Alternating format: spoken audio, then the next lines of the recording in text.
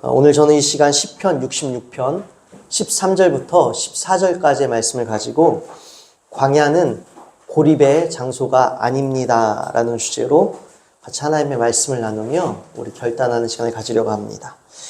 여러분, 광야는 어떠한 곳일까요? 넓고 거친 들판입니다.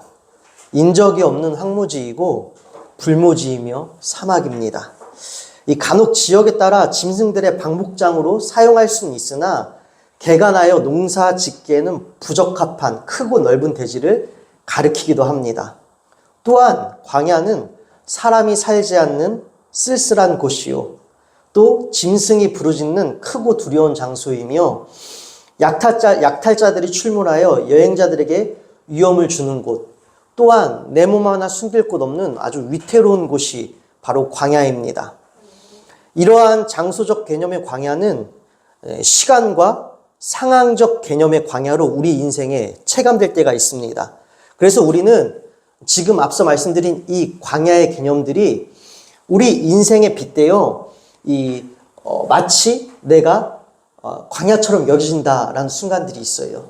그래서 이 장소적 개념의 광야가 나의 시간, 상황적 이 개념의 광야와 맞물려서 우리는 이것을 빗대어 인생의 광야라고 표현하기도 합니다. 그래서 우리가 혼자 외로울 때에, 위험할 때에, 막막할 때에, 한치 앞길 어찌할 수 없을 때에, 여러분, 우리는 그럴 때 광야다라고 표현을 하죠. 여러분, 인생의 광야, 나의 삶이 광야에 놓인 것처럼 여겨질 때가 있습니다. 한편으로는 지나다 보니 지금이 광야구나 라면서 나중에 그것을 느낄 때도 있을 것이에요. 또 언제 시작되었는지 가늠이 안 돼요. 이 삶의 첫 순간부터 지금까지 온통 내 삶이 광야인 것처럼 여겨지기도 할 것이고, 끝이 보이지 않는 광야 한복판에서 매일을 막막함으로 마주하기도 할 수 있을 것입니다. 또 한편으로는 이 광야를 선택해야 하는 필연적인 상황으로 인해 이 광야 우리는 마주하기도 합니다. 여러분, 이러한 광야의 시간 속에서 당황하지 않고 침착할 수 있을까요? 이 광야의 시간 속에 당황하지 않고 의연히 대처하며 침착하게 매일 내가 해야 할 일을 성실하게 할 수 있는 사람이 몇이나 있을까라는 생각이 들었습니다. 이 광야의 시간 속에서 우리는 힘들다, 어렵다, 막막하다, 온통 이러한 부정적인 감정에 휩싸이게 될 것입니다. 무엇을 어떻게 해야 될지 가늠도 안 되고 아무리 애를 써도 도무지 바뀔 것 같지 않는 이 불모지와 같아 소망 없음에 휩싸이기도 합니다. 이처럼 인생의 광야에 선 사람은 쓸쓸하고 불안합니다. 외롭고 두려우며 때로는 위험하다라고 여겨집니다. 여러분, 혹시 지금 쓸쓸하고 불안하십니까? 외롭고 두렵고 걱정이 많으십니까? 그럼 우리는 지금 광야입니다. 그리고 여러분, 이러한 인생의 광야에서 떠오른 한 단어는 고립입니다. 그 누구의 관심도 받을 수 없고 도움도 없고 또 받지도 못하여 나도 모를 외딴 섬에서 그저 하루하루를 막막함 속에서 오롯이 홀로 간신히 버텨내는 그 고립. 광야 속에서 우리는 나 혼자 덩그러니 내팽개져 있다라는 이 고립을 경험합니다. 그래서 이 고립 가운데 우리는 더 위축되어지고 주저앉게 되어집니다. 그래서 여러분, 이 광야의 시간은 달갑지 않습니다. 피하고 싶을 뿐이고 우회하여 돌아가고 싶을 뿐입니다. 누구나 광야의 시간은 그저 하루빨리 벗어나고 싶을 것입니다. 여러분, 이 인생의 광야에서 여러분이라면 어떻게 하시겠습니까? 어떠한 결정이 지혜로운 결정일까요? 성경에 기록된 광야는 어떠한 곳이었을까요? 여러분, 성경에서 광야는 매우 많이 등장합니다. 또 다양한 이름의 광야가 등장합니다.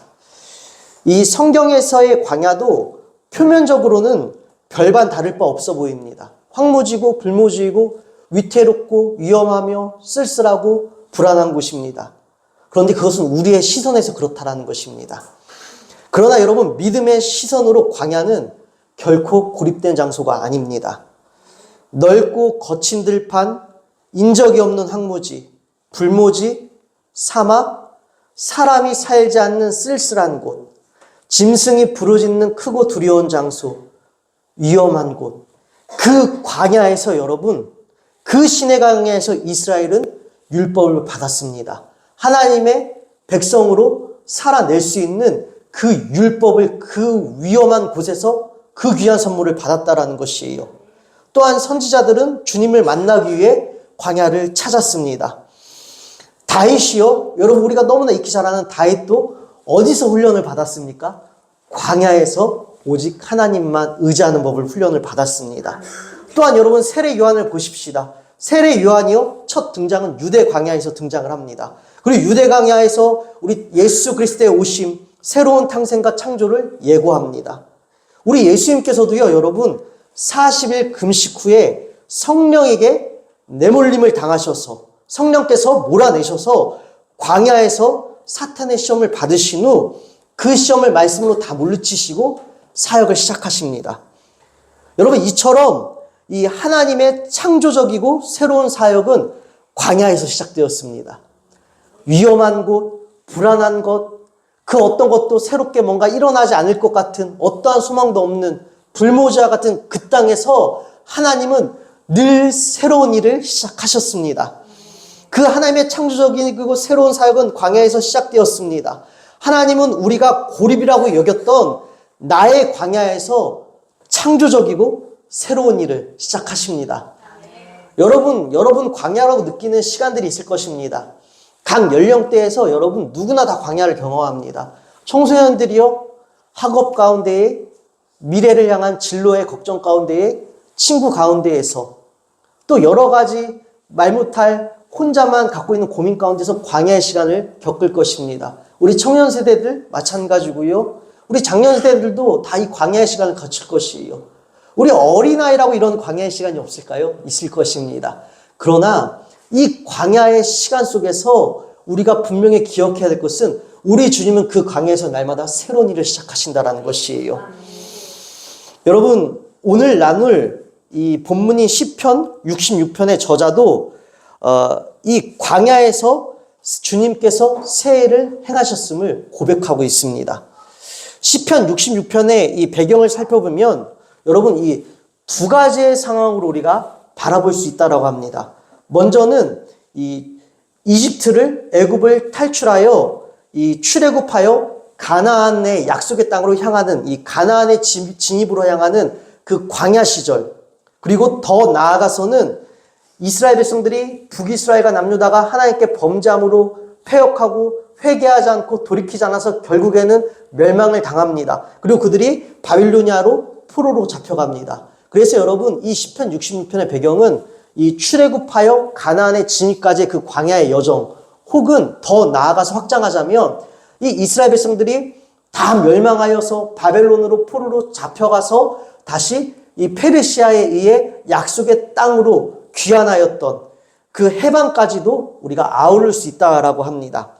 여러분 여하튼 간에 이 두 시기는 이스라엘에게는 정말 혹독한 시험이었고 광야의 시간이었습니다. 그렇지 않겠습니까? 여러분 출애굽하여서 지도도 없이 내비게이션도 없이 그저 하나님께서 멈춰라 하면 불기둥과 구름기둥을 따라 이 멈추라 하면 멈춰서 몇 날 며칠인지 몰라요. 그리고 멈춘 가운데 또 하나님이 진행하시면 또 따라갑니다. 도착 시간도 알 수 없고 길도 알 수 없는 그 막막함 가운데에서 광야는 마실 물도 없고 먹을 양식도 없는 곳입니다. 아까 말씀드린 것처럼 위험한 곳이에요. 여러분 얼마나 그들에게 이 시간들이 혹독한 시간이었을까요? 또 여러분 이스라엘 백성들, 그 이후에 이스라엘 백성들을 보십시다. 여러분 바벨론 포로지에서 기약 없는 포로의 생활을 하고 있습니다. 얼마나 혹독한 광야였을까요? 여러분 사람이요 기약이 없다라는 것만큼 참 어려운 일이 있을까 싶어요.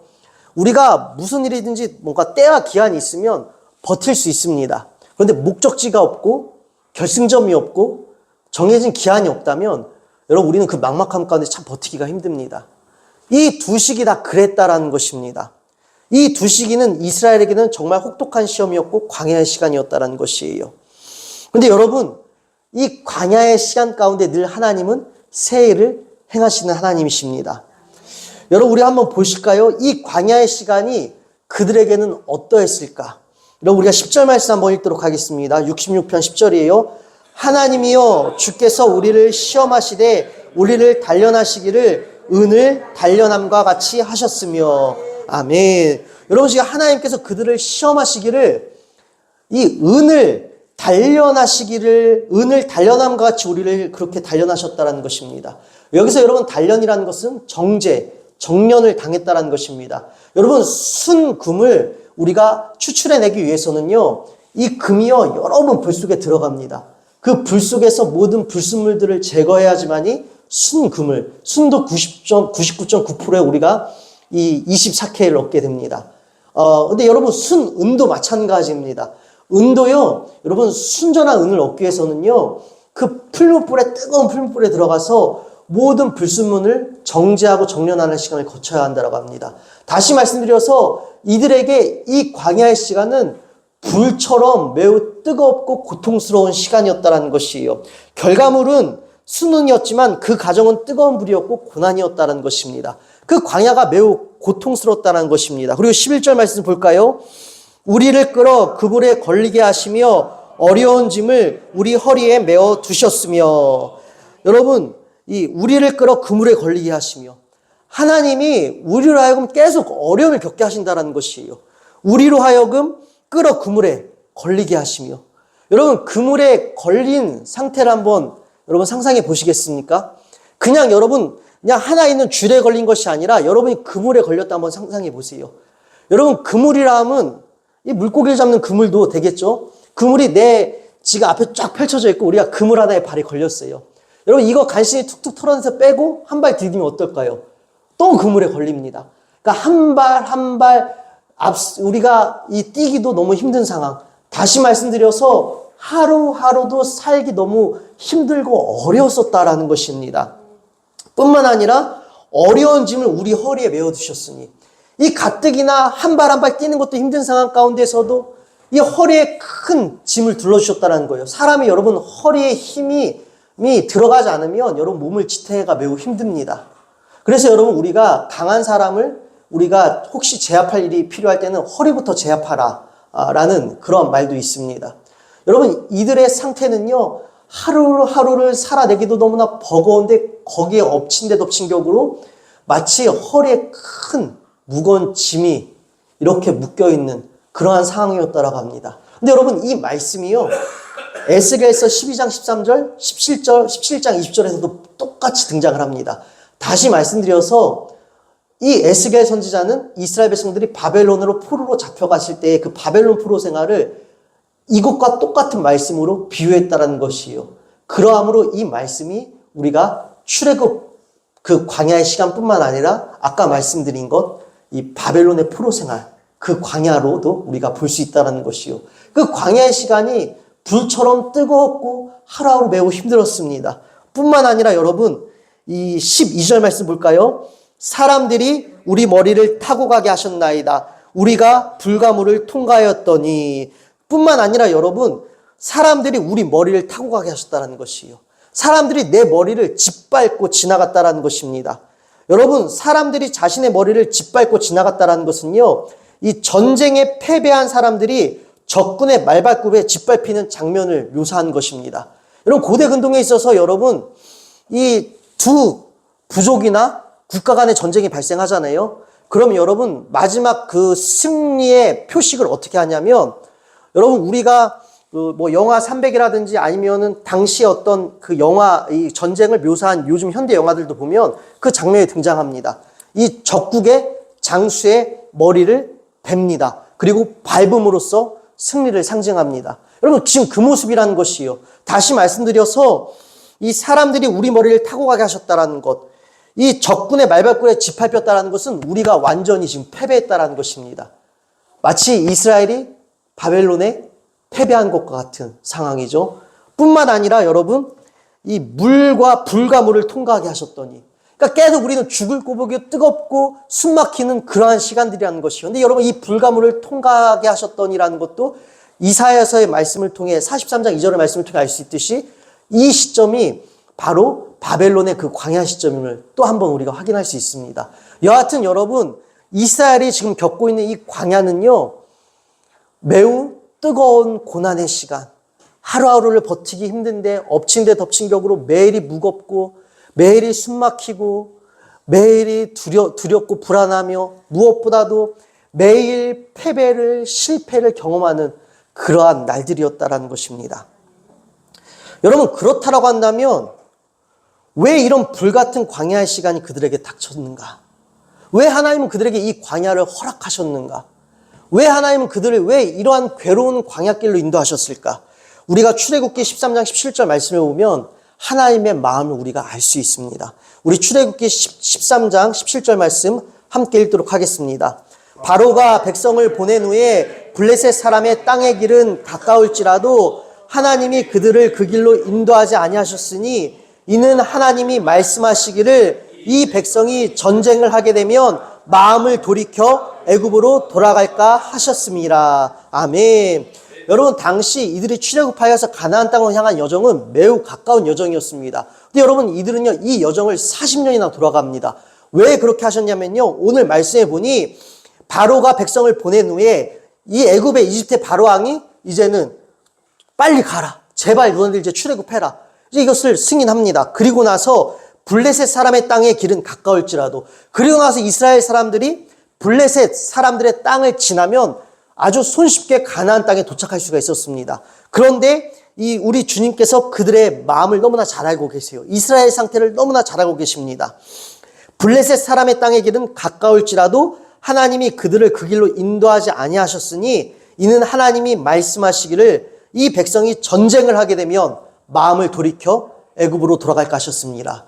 여러분, 누구보다도 하나님은 이스라엘의 상태를 잘 아셨습니다. 다시 말씀드려서 이스라엘이 얼마나 연약하고 의지가 없는지 잘 알고 계셨어요. 그래서 이들이 블레셋과 전쟁을 치르게 되면 블레셋 땅에 통과하려면 그들이 수용해주지 아니하면 전쟁을 치를 수밖에 없는 상황입니다. 그럼 전쟁 가운데서 이들이 그래, 약속의 땅에 인도해 주신다, 우리를 이렇게 출애굽시켜 주신 하나님께서 우리를 반드시 약속의 땅에 이르게 하시니 우리 힘차게 나가자, 이러는 것이 아니라 그들이 바로 꽁문을 내리고 아유 안 되겠다 약속의 땅은커녕 당장 오늘 하루라도 어떻게 살고 보자 하고선 이집트로 돌아갈게 하나님은 뻔히 아셨기 때문에 그들을 일부러 멀리 돌아가게 하셨다는 것이에요. 여러분, 만약에 하나님께서 이들을 그냥 블레셋을 통과하게 하셨다면 이들은 바로 다시 애굽으로 회개하였을 것입니다. 그러나 돌아갈지라도 이 광야의 시간이 있을지라도 결국 이 시간으로 인하여 그들은 약속의 땅에 풍부한 곳에 도착할 수가 있었다는 것이에요. 여러분, 우리도 마찬가지입니다. 하나님은요, 우리의 약함과 우리의 결점과 우리의 부패성을 너무나 잘 알고 계십니다. 그 누구도요, 우리는 장담할 수 있는 사람 아무도 없습니다. 나는 내 삶이 풍족하고 내 삶에 어떠한 문제가 없어도 나는 하나님 잘 믿을 수 있어. 여러분, 그 누구도 믿음을 장담할 수 있는 사람은 아무도 없습니다. 그런데 우리는 오만과 우리의 착각 속에서 하나님, 나 아무 문제 없으면, 나 풍족하면 주님 정말 잘 믿을 수 있어요. 여러분, 이것은 우리의 오만과 착각입니다. 하나님께서는 누구보다도 우리를 지으신 하나님께서 우리를 잘 알고 계세요. 그래서 여러분, 때로는 우리가 이러한 연약함과 나약함과 부패성을 갖고 있기에 우리를 강하게 훈련시켜 주시고 연단하여 주시고 생명의 그 약속으로 이르게 하시기 위하여서 부득이하게 하나님께서 우리에게 이 광야를 허락하실 때가 있다는 것이에요. 뿐만 아니라 여러분, 신명기 8장 2절부터 3절까지의 말씀 세 번역으로 우리 함께 보도록 하겠습니다. 신명기 8장 2절부터 3절까지의 말씀이에요. 우리 함께 읽겠습니다. 당신들이 광야를 지나온 40년 동안 주 당신들의 하나님이 당신들을 어떻게 인도하셨는지를 기억하십시오. 그렇게 오랫동안 당신들을 광야에 머물게 하신 것은 당신들을 단련시키고 시험하셔서 당신들이 하나님의 계명을 지키는지 안 지키는지 당신들의 마음속을 알아보려는 것이었습니다.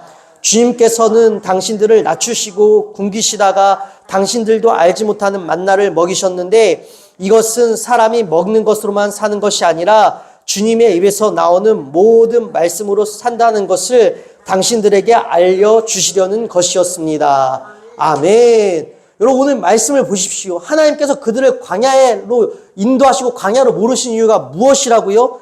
당신들이 광야를 지나온 40년 동안 하나님께서 또 광야에 머물게 하신 것은 당신들을 단련시키고 시험하셔서 당신들이 하나님의 계명을 지키는지 안 지키는지 당신들의 마음속을 알아보려고 하셨다는 것입니다. 여러분, 이 부분에서 혹여 여러분이 하나님을 오해할 수가 있어요. 아니, 하나님은 좋으신 하나님이시라면서 간을 보시는 것도 아니고 우리를 떠보시는 것도 아니고 왜 시험하세요? 아니요, 여러분. 우리는 이 점에서 하나님을 오해하면 안 됩니다. 여러분, 만약에 이스라엘 백성들이 이러한 훈련의 시간, 이러한 점검의 시간 없이 약속의 땅에 그저 무사히 입성했다라고 생각을 해보시다. 그 약속의 땅에서 여러분 믿음을 저버리면 그것보다 여러분 큰 낭패가 어디 있겠습니까? 그 약속의 땅에서 하나님 믿지 않으면, 그 약속의 땅에서 하나님 온전히 신뢰하지 못하면 여러분 그것보다 여러분 큰 불행이 어디 있을까요?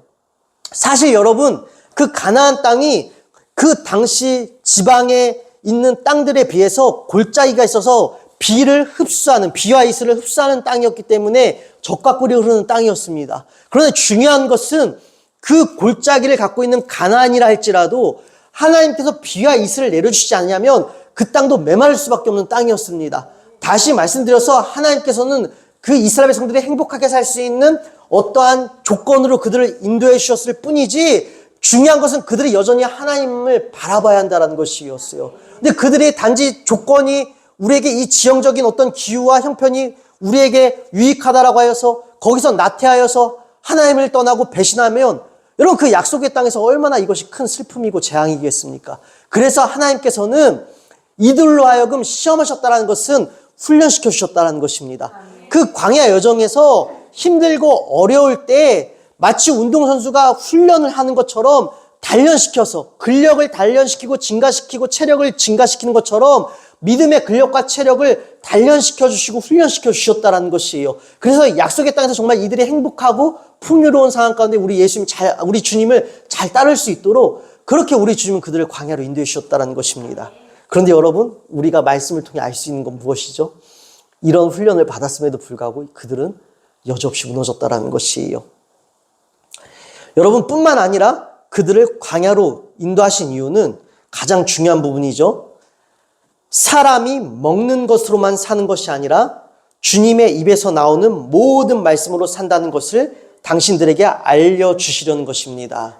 여러분, 우리는 이 땅의 소산물로 먹고 사는 자들이 아닙니다. 여러분의 생계는 이 땅의 소산물에 달려있는 것이 아니라 주님의 말씀에, 우리 주 예수님께 달려있음을 우리는 오늘 다시 기억해야 하는 것입니다. 이 일들 위하여서 하나님께서는 이 이스라엘에게 이 혹독한 광야를 허락하신 것이었어요. 여러분, 한번 생각을 해보십시다.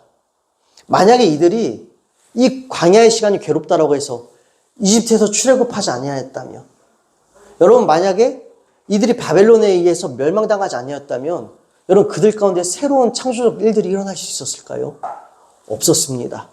여러분, 우리가 금요일마다 출애굽기 나눴었죠? 금요일마다 출애굽기를 나누면서 출애굽기에 등장하는 10가지 재앙을 살펴보았습니다. 여러분, 그 10가지 재앙은요, 그 이집트에 있었던 모든 우상과 미신을 통틀은 것이 아니라 그 이집트 땅에 있는 수많은 우상들 중에서 대표격이 되는 10가지를 추려서 하나님이 우상들보다 뛰어나시다는 것을 10가지 재앙으로 우리 하나님은 드러내어 주셨습니다. 다시 말씀드려서 이집트 땅에는 수만 가지 우상이 있었다는 것이에요. 여러분, 그 수만 가지 우상의 땅에서 여러분 이들이 하나님을 잘 예배할 수 있었을까요? 더군다나 노예의 신분, 이 돼지 우레에 던져진 것과 다를 바 없는 신분. 여러분, 그 이들에게 여러분 광야가 두려워, 만약에 이들 가운데 이 광야 여정이 없었다라면 여러분 이들은요 여전히 그러한 삶에서 벗어나지 못하였을 것입니다. 어떠한 새로운 일도 그들 가운데 일어나지 않았을 것이에요. 그들은 늘 나약하고 늘 패배와 실패와 절망감에 사로잡혔을 뿐이었을 것입니다. 뿐만 아니라 여러분, 이스라엘 백성들을 보십시다. 만약에 그들이 바벨론에 의하여 멸망당하지 아니하였다면 여러분 그들 갱신할 수 있었을까요? 그들의 믿음이 새롭게 개혁될 수 있었을까요? 아니요. 그들은 여전히 우상숭배하였을 것입니다. 하나님이 그렇게 북이스라엘과 남유다의 수많은 선지자들을 보내서 제발 돌아와라, 제발 돌아와라, 제발 돌아오라 요청하셨는데도 불구하고 그들은 끝까지 거부하였고 마침내 우리 하나님께서도 도저히 그 땅 가운데선 이들이 소생할 수가 없음을 아시고 어떻게 하십니까? 그 땅에선 도저히 어떠한 가망성이 없는 걸 아시고 포기하신 것이 아니라 뽑아내셔서 그 광야로 인도하신 것이었어요. 여러분, 광야가 있었기 때문에 여러분 이스라엘 가운데에서는 새로운 일들이 시작될 수 있었다는 것입니다. 희망이 오히려 시작될 수 있었다는 것입니다. 주님이 이스라엘을 광야로 내어모신 이유는 말씀과 약속, 생명으로 나아가지 못하게 하는 것들을 버리게 하시며 오직 생명의 근원 되시는 주님만 바라보게 하시기 위함이었습니다. 여러분, 우리는 어떠합니까? 이스라엘처럼 바라보지 말아야 할 것을 바라보고 의지하지 말아야 할 것을 의지하며 먹지 말아야 할 것을 먹으며 생각하지 말아야 할 것을 생각하며 사랑하지 말아야 할 것을 사랑하며 그렇게 여러분 우리도 살고 있지는 않습니까? 여러분, 이것들은요 결국 우리를 생명으로 나아가지 못하게 합니다. 그래서 우리를 사랑하시는 주님께서, 우리가 날마다 살아나길 원하시는 주님께서는 우리도 광야로 인도하십니다. 여러분, 그래서 우리는 이 광야의 시간을 마주합니다. 여러분, 이 광야의 시간에서 우리가 먼저 경험하는 감정은 무엇일까요? 아마 그것은 충격과 패닉일 것입니다. 그러나 여러분, 한편으로는 이 충격요법이 필요합니다. 여러분, 우리는 변하기 위해서는 때로는 강력한 충격요법이 필요하다는 것이에요. 그만큼 큰 충격이 필요한 대상이 바로 여러분, 우리 인간이라는 것입니다. 왜요? 우리 인간은요 늘 오만과 착각 속에 살아갑니다. 그러한 상황이 내게 벌어지지 않을지라도 우리는 다시 잘 살 수 있어요. 만약에 우리에게 이런 상황이 닥치지 않을지라도 우리는 회복할 수 있어요. 근데 여러분, 우리는 회복을 위한 시도, 개혁을 위한 시도, 성장과 진보를 위한 시도를 여러분 우리는 익숙함에 머물러서 하지 않습니다. 이내 한두 번 시도하다가도 여러분 어떻게 하죠? 멈추고 맙니다. 여러분, 우리나라의 요즘 가장 큰 화두가 무엇일까요? 우리나라의 사실 올해만이 아니죠. 언제부터인가 가장 큰 화두가 무엇일까요? 다이어트입니다. 그렇지 않습니까? 여러분, 이 다이어트요. 여러분, 한두 번 우리 시도해요. 우리는 필요성을 알고 있고 나 할 수 있어 라고 하지만 한두 번 시도를 합니다. 근데 여러분, 어떤 우리 삶 가운데 큰 충격이 없다면 우리는 생각으로만 갖고 있지 사실 한두 번 시도하고 멈추고 맙니다. 그래서 여러분, 때로는 우리에겐 이 충격이 필요하다는 것이에요. 그래서 여러분, 우리에겐 큰 충격이 닥쳐야지만이 익숙하고 나태했던 틀을 깨고 나올 동기가 부여된다는 것입니다.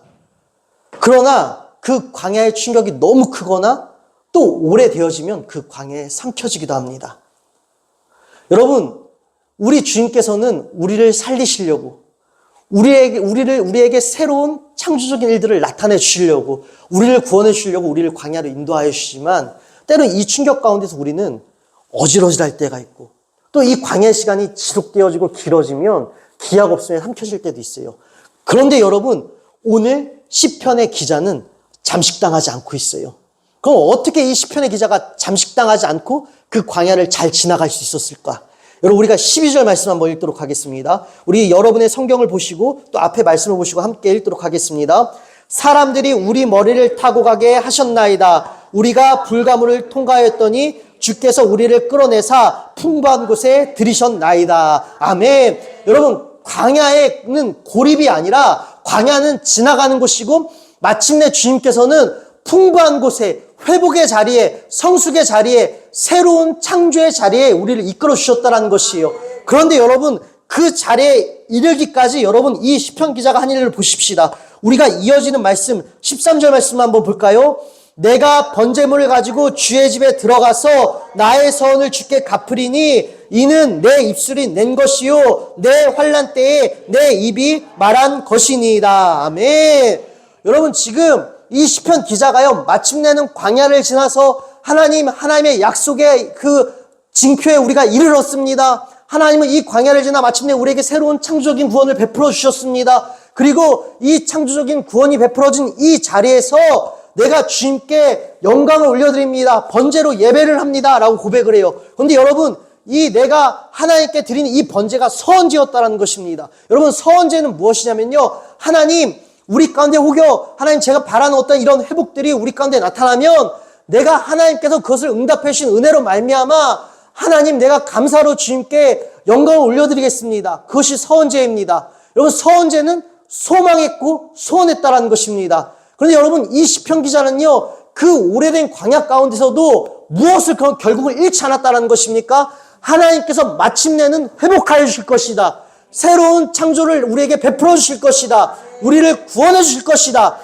이것을 여러분 끝까지 놓치지 않았다는 것입니다. 그리고 끝까지 하나님께 부르짖고 기도했다는 것입니다. 특별히 어느 때에 그가 그랬다라고요? 14절이요. 이는 내 입술이 낸 것이요 내 환난 때에 내 입이 말한 것이니이다.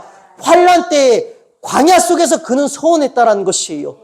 환난 속에서, 그 광야 속에서 그는 여전히 하나님을 신뢰하고 하나님을 소망하고 하나님께 부르짖었다라는 것입니다. 하나님을 놓치지 않았다라는 것이에요. 여러분, 이것입니다. 우리도 여러분, 때로는 여러분 갑작스럽게 우리 삶 가운데 불청객처럼 다가온 큰 광야의 충격 가운데에서 또 오래 되어지는 이 광야에 삼켜져서 우리는 때로는 일어날 힘조차 동력조차 잃어버릴 때가 있습니다. 그러나 여러분, 여전히 그 순간에도 우리 주님은 함께 하십니다. 그래서 우리는 이 시편 기자처럼요, 부르짖는 것이에요. 우리가 감사하는 것입니다. 여러분, 우리가 저번 주일에 추수감사주일이었죠? 우리가 위력, 주님께서 싸워주신다라는 말씀의 주제로 우리가 말씀을 나누었었는데, 여러분, 위력은요, 상대방을 압도할 힘입니다. 우리가 환난 가운데, 광야 가운데에서 주님을 부르짖고 주님께 기도하면 우리와 함께 하시는 주님께서 나의 불안과 나의 걱정과 나의 염려를 압도해 주셔서 우리는 날마다 버거울 수도 있지만 한 걸음 한 걸음 뛰는 것이 어려울 수도 있지만 버티고 견디고 마침내는 이르게 된다는 것이에요. 그래서 사랑하는 여러분, 하나님께 부르짖으십시오. 그리고 결단코 고립되었다라고 여러분, 우리가 하나님을 오해하지 마십시다. 하나님은 우리를 버리지 않으세요. 하나님은 여러분과 늘 함께 하십니다.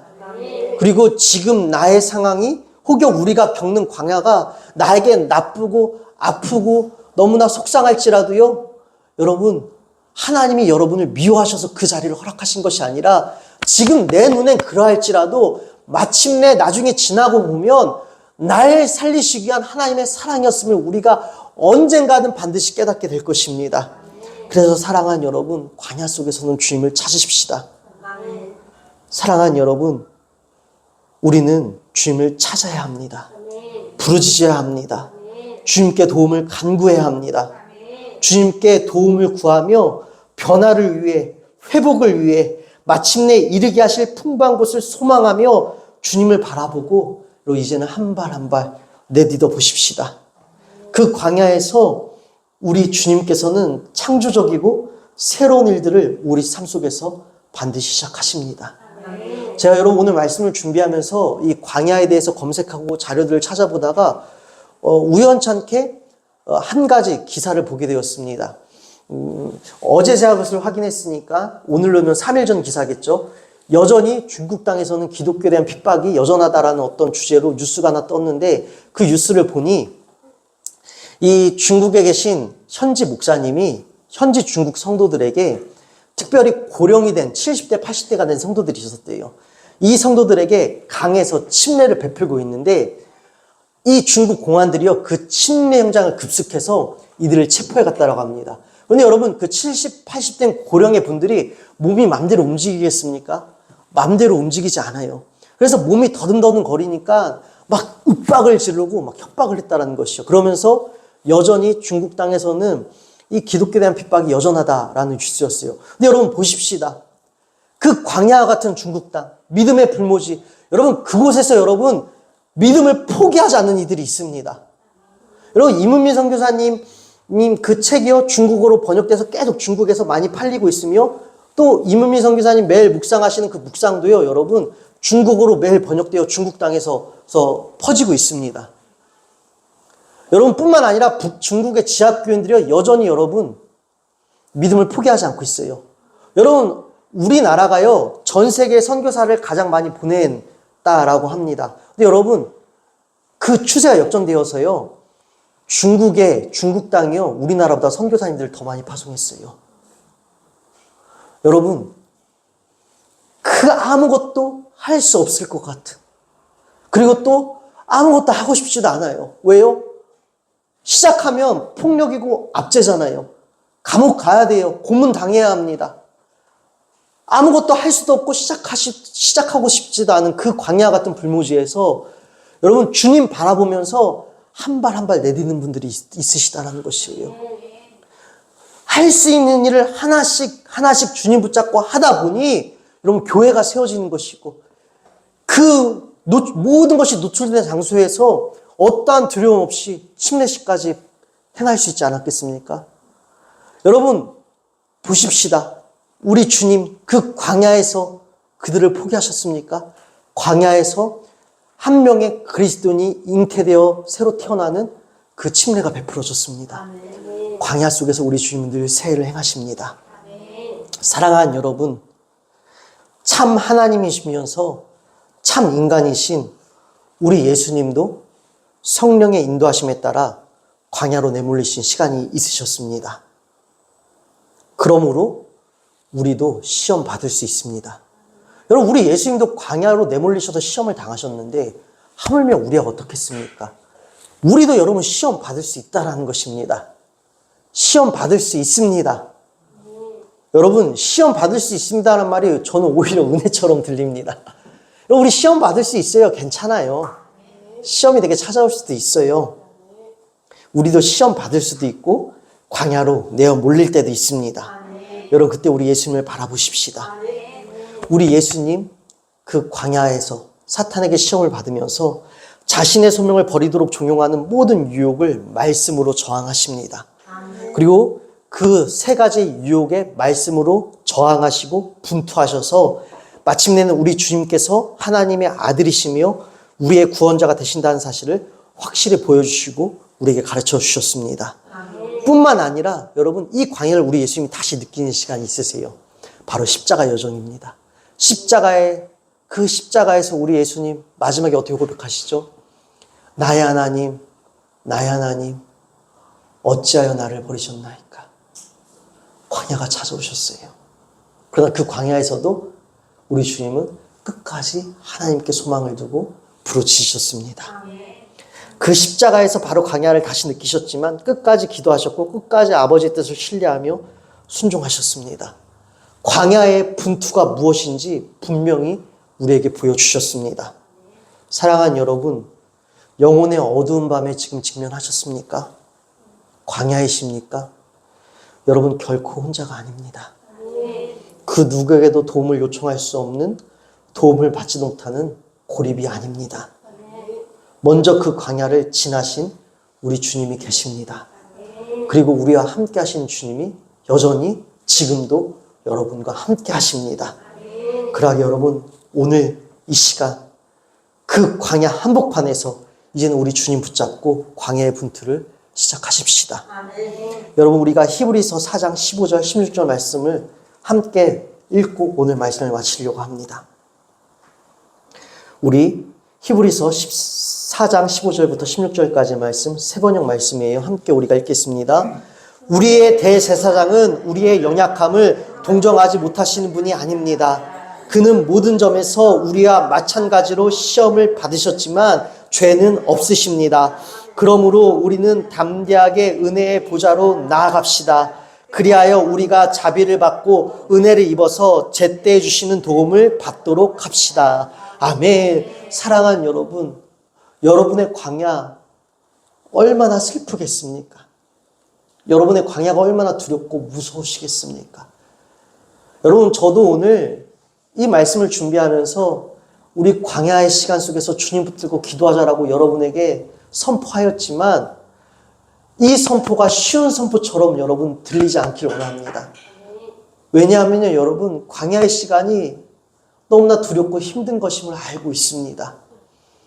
여러분, 그런데 여러분, 참 힘들고 이 어려운 시간을요, 우리 주님께서 먼저 겪으셨다라는 것이에요. 그래서 여러분, 우리를 동정하실 수 있다라는 것입니다. 감히 제가 광야 어렵지만 우리 힘을 내서 주님 바라봅시다 라고 이 부족한 제가 감히 선포는 할 수 있지만 그럼에도 불구하고 제가 이렇게 또 선포할 수 있는 것은 우리 주님이 함께 계시기 때문에 우리보다 먼저 우리가 겪어야 할 이 땅에서 겪을 모든 아픔과 슬픔 아니요 우리가 이 땅에서 감히 경험할 수 없는 모든 공포와 극심한 고통을 이미 십자가 여정에서 우리 주님 다 겪으셨어요. 그렇게 우리가 얼마나 아프고 힘들지 우리 주님은 다 헤아려 주신다는 것이에요. 그냥 대충 덮어놓고 왜 그렇게 못하니? 기도하면 되잖아. 왜 낙심해 있니? 기도하면 되잖아. 이러셨다라는 것이 아니에요. 너의 아픔을 내가 알고 있어. 너의 절망을 내가 알고 있어. 너가 무너진 것 내가 이해한다. 왜냐하면 내가 아파봤기 때문이야. 그래서 내가 너의 무너짐을 이해해. 나는 너의 무너짐을, 너의 포기를 나는 질책하지 않는단다. 그러나 내가 원하는 것은 너의 아픔을 이해하는 내가 지금 너와 함께 있어 너를 응원하고 있으니 제발 나를 붙잡고 일어나라. 이것이 우리 주님의 마음이신 것이에요. 그래서 사랑하는 여러분 담대하게 우리 은혜의 보좌로 나아갑시다. 그리고 주님께서 베풀어 주시는 그 자비를 받고 은혜를 입어서 날마다 제때 우리가 정말 힘과 도움이 필요한 그 제때마다 주님께서 도와주신 은혜로 우리가 다시 일어나십시다. 사랑하는 여러분 오늘 말씀을 정리하며 이 시편의 기자 시편 66편 17절부터 20절까지 이 부분은 제가 저 세 번역으로 여러분에게 봉독해 드리겠습니다. 그가 이렇게 고백을 합니다. 나는 주님께 도와달라고 내 입으로 부르짖었다. 내 혀로 주님을 찬양하였다. 내가 마음속으로 악한 생각을 품었더라면 주님께서 나에게 응답하지 않으셨을 것이다. 그러나 하나님은 나에게 응답하여 주시고 나의 기도 소리에 귀를 기울여 주셨다. 내 기도를 물리치지 않으시고 한결같은 사랑을 나에게서 거두지 않으신 하나님 찬양 받으십시오. 여러분 이렇게 시편 66편은 마무리됩니다. 이 시편 기자요 어려운 순간마다 하나님 도와주세요. 나의 주님 도와주세요. 주님께 부르셨대요. 악한 생각 버리고 그저 주님께 매달렸대요. 그리하였더니 주님이 그 부르짖는 기도를 물리치지 아니하시고 한결같은 사랑을 거두지 아니하시고 좋으신 하나님의 고백을 우리에게 나오게 이끌어내어 주셨다라는 것입니다. 사랑하는 여러분 말씀 정리합니다. 감히 저의 짧은 이 설교 한 편으로 여러분의 광야를 다 담아낼 수도 없고 이해할 수도 없습니다. 그리고 여러분이 지금 겪고 있는 광야, 혹여 여러분 삶 가운데 찾아올 광야, 우리는 우리의 생각으로는, 우리의 이해력으로는 다 이해할 수도 없어요. 그러나 이 모든 아픔을 통감하시고 헤아려 주시는 분이 바로 우리 주님이십니다. 그리고 그 광야의 여정을 다 알고 계시며 계획을 세워 풍부한 곳으로 인도하시는 분도 우리 주님이십니다. 그리고 그 주님이 한결같은 사랑으로 여러분과 함께 하고 계십니다. 그러하게 그저 여러분 이해하려고 하지 마시고 헤아리려고 하지 마시고 그 막막함 속에서 포기하지 마시고 여러분이 할 수 있는 일들을 한 가지씩 도전해 보십시다. 그것이 작든 크든 한 가지씩 도전하면서 그 광야의 분투를 시작하시면서 어둠을 몰아내기 위한 싸움을 시작하십시오. 그리고 주님께 간구하십시오. 주님께 부르짖으십시오. 마침내 주님께서는 여러분에게 그 광야에서 나의 광야에서 여전히 함께 하시는 주님이 우리와 함께 새로운 창조의 은혜를 부어주실 것입니다. 나의 광야에서 여전히 함께 하시는 주님과 함께 우리는 또 새롭게 창조될 것입니다. 그러하게 사랑하는 여러분 힘들 때에는 주님을 찾으십시오. 주님이 여러분의 기도를 들어주십니다. 기도하겠습니다. 하나님 아버지 감사합니다. 우리 사랑하는 성도들 한 주간의 삶이 펼쳐집니다. 한 주간의 삶 가운데에서 하나님 광야는 고립의 장소가 아니요 내가 죽어가는 자리가 아니라 반드시 주님께서 새해를 행하실 그 자리임을 믿음의 눈으로 바라보게 하여 주시고 그 그 광야의 자리에서 주님 붙잡게 하시고 마침내는 그 광야에서 새로운 창조의 은혜를 모두 다 누리는 우리 공동체 되게 하여 주시옵소서. 보는 것에 감사하며 사랑이 많으신 우리 주 예수 그리스도의 이름으로 기도드립니다. 아멘.